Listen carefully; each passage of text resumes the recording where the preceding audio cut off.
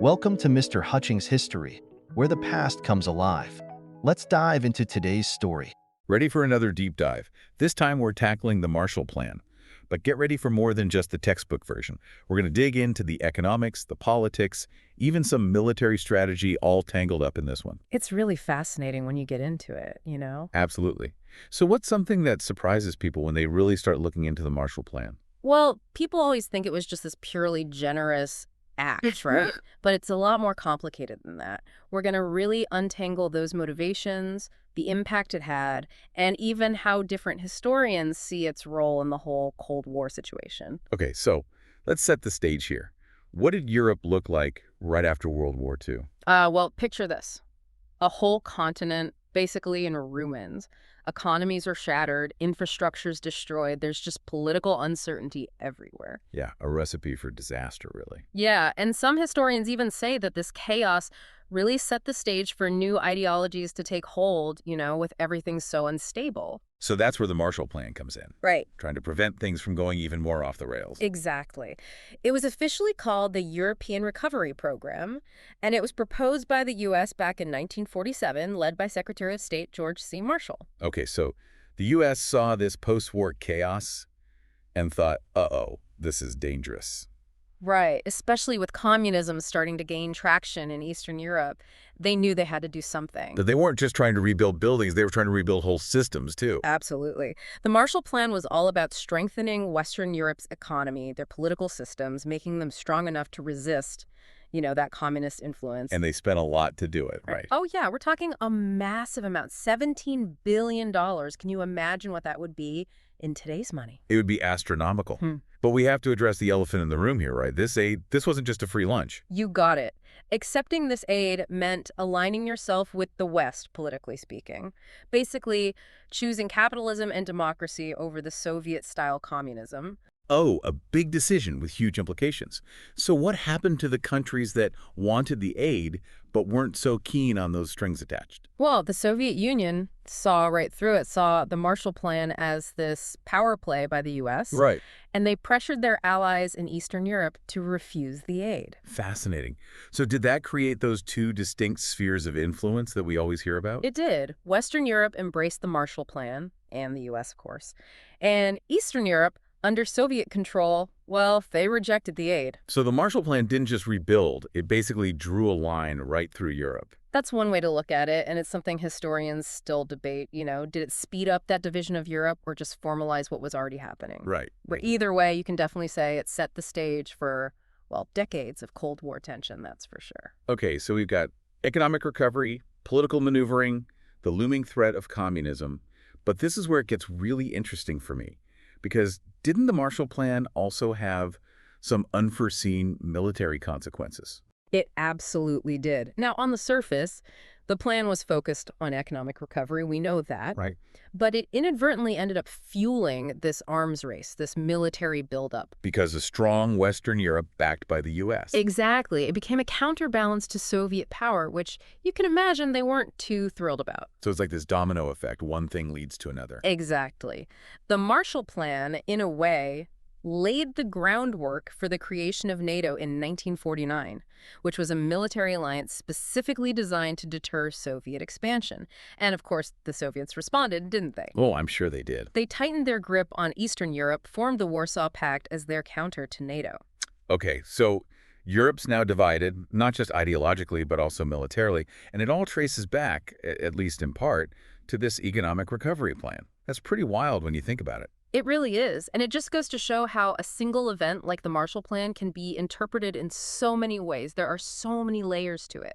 Well, speaking of interpretations, are you ready to put on our historian hats for a minute and unpack some of those different perspectives on the Marshall Plan? Always. Let's dive into it. Okay, so let's start with the Orthodox historians. What's their take on the Marshall Plan? They see the Marshall Plan as a defensive measure, plain and simple, necessary to counter Soviet aggression.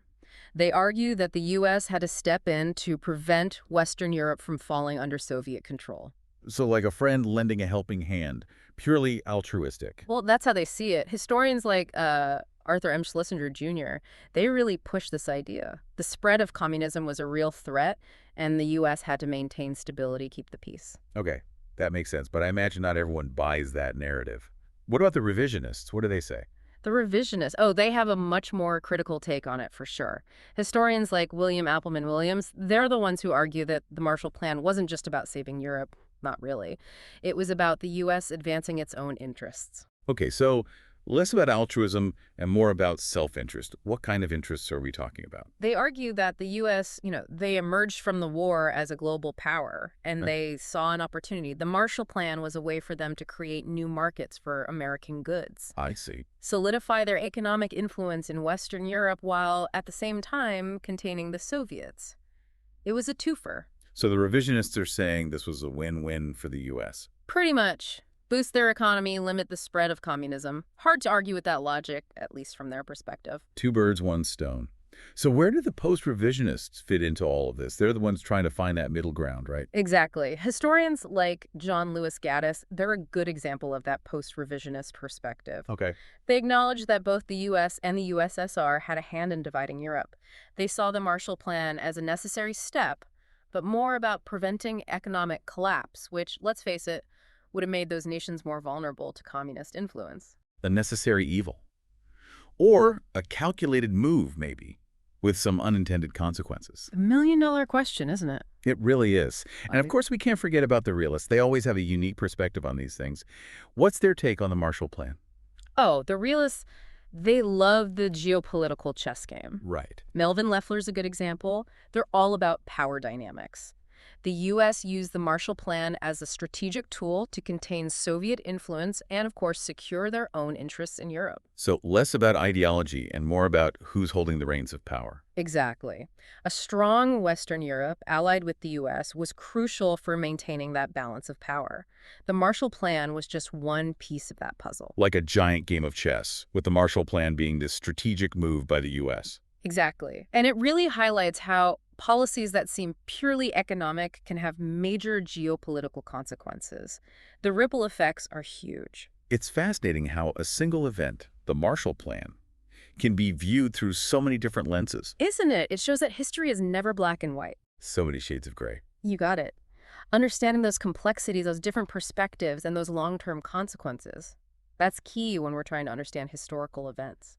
Speaking of complexities, we've talked a lot about the political and economic side of things, but let's circle back to the military impact for a moment. You mentioned earlier that it kind of inadvertently led to a military buildup in Europe.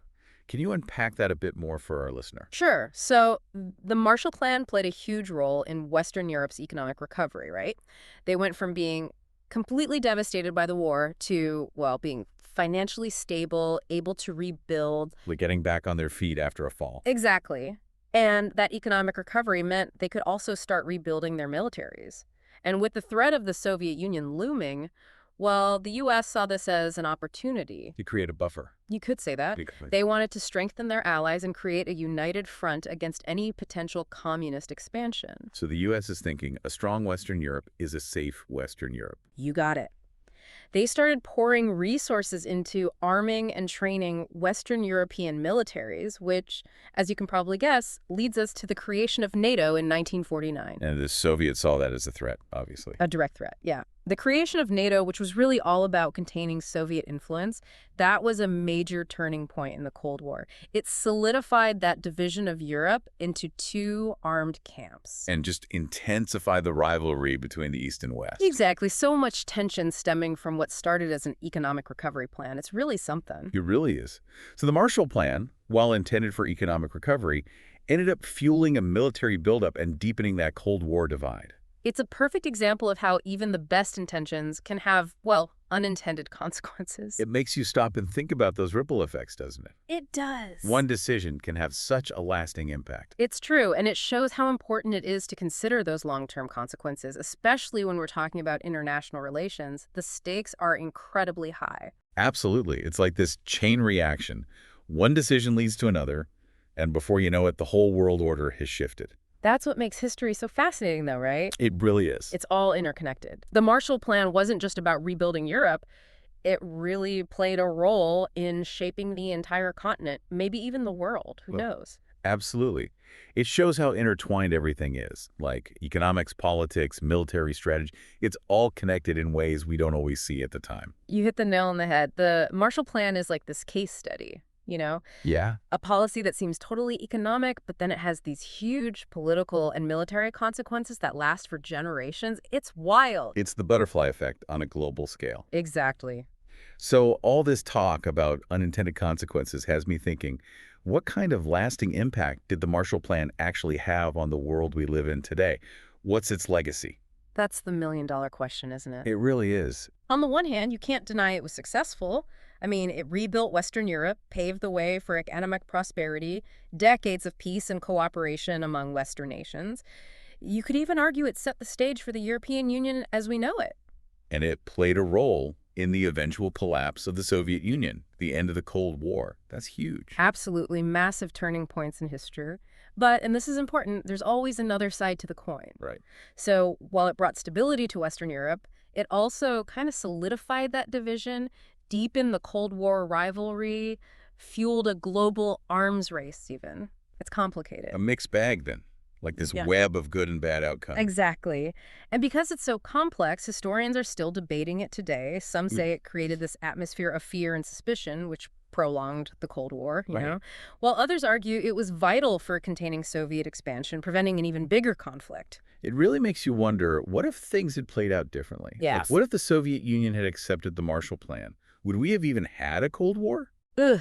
Now that's the question, isn't it? Right. A real head scratcher. It's impossible to know for sure, of course, but it's interesting to think about. Would a unified Europe, economically linked through the Marshall Plan, have been, well, less susceptible to those Cold War tensions? Or would that East-West ideological divide have persisted no matter what? So many possibilities. It makes you realize how important even the smallest decisions can be. Like in that Robert Frost poem, The Road Not Taken, each choice leads to a totally different outcome. You said it. And that's what I love about history. It's not just about dates and names. It's about those what-ifs, understanding how decisions made way back when still affect us today. Absolutely. And speaking of understanding the past, let's bring it down to a human level for a second. Yeah. We've talked about the big picture, politics, economics, all that. But what was it like for the everyday people living through this? The rebuilding, the uncertainty, did the Marshall Plan give them hope? It's a good question. And it's easy to get lost in the grand scheme of things, forget about the individual lives, the personal stories. So yeah, put yourself in their shoes for a moment. Imagine being in London or Paris just after the war. Devastation everywhere, food and necessities are scarce, the future's uncertain, and then suddenly this aid arrives from across the ocean. A lifeline, a glimmer of hope in all that darkness. Exactly. The Marshall Plan wasn't just some abstract idea. It was about providing real help to real people who had been through hell and back. It was about rebuilding homes and factories, making sure people had food and medicine, giving them the tools to create a better life for themselves and their families. So did it work? Did it actually improve the lives of everyday Europeans? It definitely had a huge impact, that's for sure. Millions of people felt the effects. The aid helped kickstart those economies, created jobs, boosted industries, living standards rose, people had better housing, better health care, better education. But it wasn't always perfect, you know? What do you mean? Were there downsides for the people living there? There were trade-offs, like with anything else. While many benefited, some saw it as a mixed blessing. The focus on industrial production, for example, it led to a decline in traditional agriculture in some areas. Interesting. So you had rural communities being displaced, forced to migrate to the cities, and then there was this influx of American goods and culture, which some people loved, but others worried it would erase their own traditions and values. Right. It's important to remember that history isn't the simple story with good guys and bad guys. It's messy and complicated, lots of different perspectives and experiences all tangled up. It sounds like the Marshall Plan wasn't a magic solution for every problem in post-war Europe. Definitely not. It was complex, with both positive and negative outcomes. But, and this is key, it left a mark on the continent, a big one, and it continues to shape our world today. It makes you think about the power and the potential dangers of these large-scale interventions, especially in a world facing such difficult challenges. I agree. It reminds us how important it is to understand history, to see it for what it is, messy, nuanced, and complicated. Absolutely. On that note, let's zoom in a bit. We've talked about the economic and political impact, the military side of things, but what about the cultural side? We touched on it a bit, but did this influx of American aid and influence essentially Americanize Europe?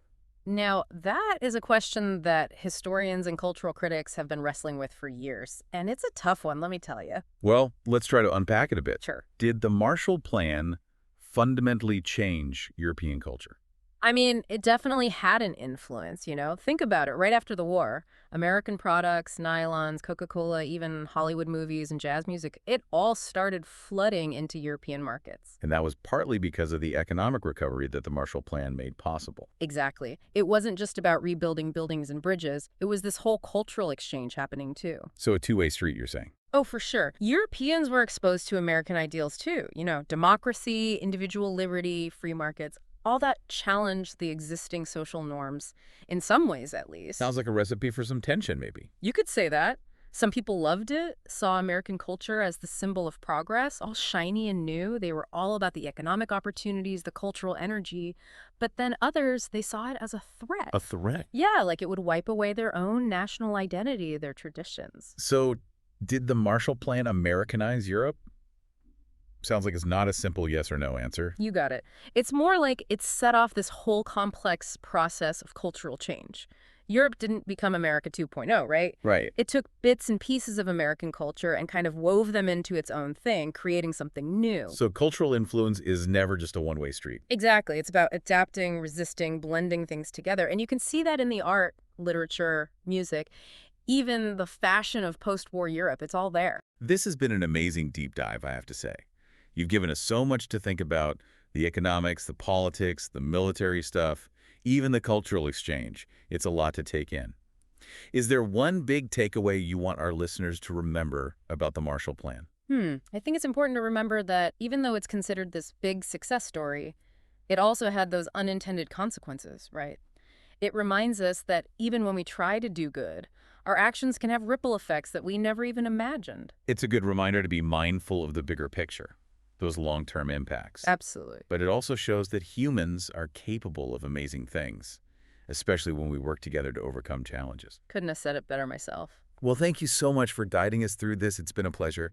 And to everyone listening, we hope this deep dive has sparked your curiosity, given you plenty to think about. Keep exploring, keep asking those tough questions, and until next time, keep diving deep. Thanks for listening to Mr. Hutchings History. Keep exploring, and we'll see you next time.